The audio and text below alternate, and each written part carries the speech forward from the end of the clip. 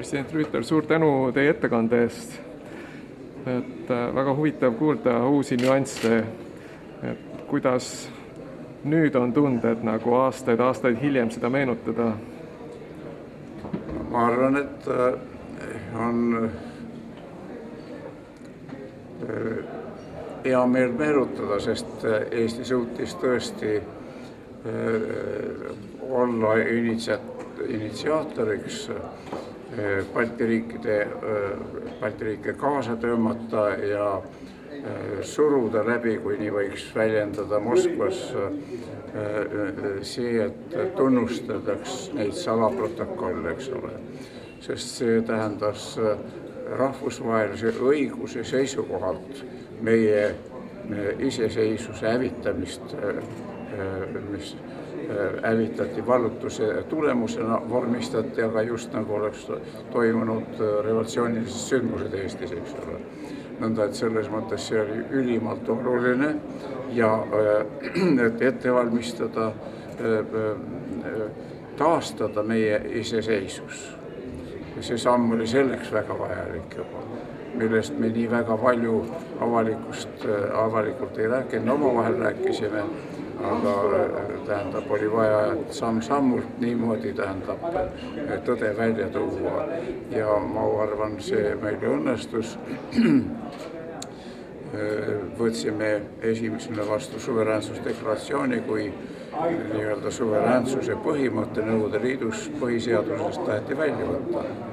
Ja sellest ma alustasingi, et teha kõik selleks, et seda ei oleks võimalik teha ja sellele toetudes siis oleks võimalik meie iseseisus taastada.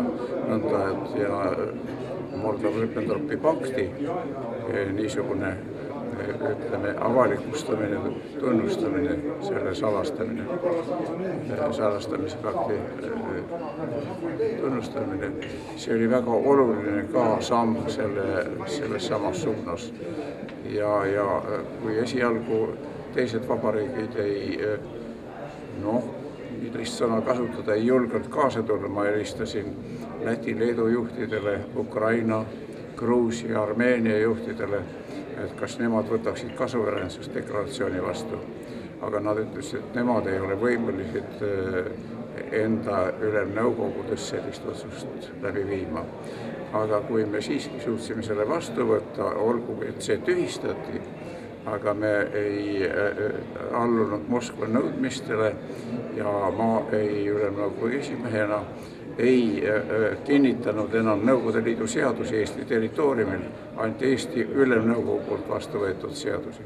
Muidugi isiklikult Gorbatšov saatis mulle kohe hoiatuskirja, et niimoodi ei tohi käituda, kuid ma ei taganenud oma seisukohast, mis me olime vastu võtnud ja me võtsime vastu niimoodi siis suveräänsusdeklaratsiooni vastuvõtmise 16. novembrist kuni iseseisvuse lõpliku taastamiseni 149 seadust ülemnõukogul ja 488 õiguslikku akti.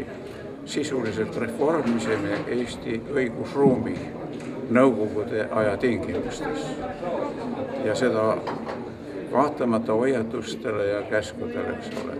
Ja toetusin selle juures selle sama Molotov-Ribbentropi pakti, salaprotokollide avalikustamisele ja teistele sellistele faktidele, kui ma seal tundide viisi tuli kaitsta Eesti seisukohti Liidu ülemnõukogus või isiklikes vestlustes Gorbatšoviga või kellegi teise Lukjanovega seal. See oli väga huvitav kuulata teie vestlusest, kuidas need brošüürid viidi siis Kremli Moskva sinna saali teavitamaks siis neid saadikuid, et veenda siis demokraatliku tiiba nii-öelda, et hääletada või tühistada need protokollid. Mingist materjali kaasa võtta saadikutel, eks ole, mina ülemnõukogu esimehena sain autoga siiski sõita sisse. Ja alati, kui ma viibisin Moskvas, siis ma sain siis oma käsutusse autos, eks ole. Sellega siis sai sisse viia, sest et ütleme siis nagu ei kontrollitud minu ütleme mappi ja selle tõttu siis sai niimoodi siis Kremlisse sisse viia ja muidugi see avastati ja siis taheti ära viia ta siis Lippmaal olid suhted Jakovleviga ja siis sai päästa selle suure paki raamatuid, aga sellega sai anda tõese informatsiooni kongressi liikmetele ja selle tõttu me saime siis hääled, eks ole, sest et enne öeldi selle vastu ja tähendab vanameelsed loomulikult toetasid neid seisukohti. Aga siis Tõe häält ikkagi võeti kuulda juba sel ajal? Jah, Tõe häält võeti kuulda, näiteks kui siis Jakovlev tegi sellise sissejuhatava ettekande enne hääletamisele panemist, siis anti luba sõna võtta ja vahekäigud kogunes inimesi täis lausa kohe. Gorbatšov minu mäletamise järel andis sõna 8 inimesele. Need väga kriitiliselt suhtusid tähendab sellesse lausa kohe kõvendatud toonides kritiseerisid, mis te olete meid petnud, et ei ole avalikustanud neid materjali ja nii edasi. Ja siis pandi hääletamisel ja nii nagu ma siin ütlesin, saime hääled. Tore, oleme leppinud. Suur tänu. Ja.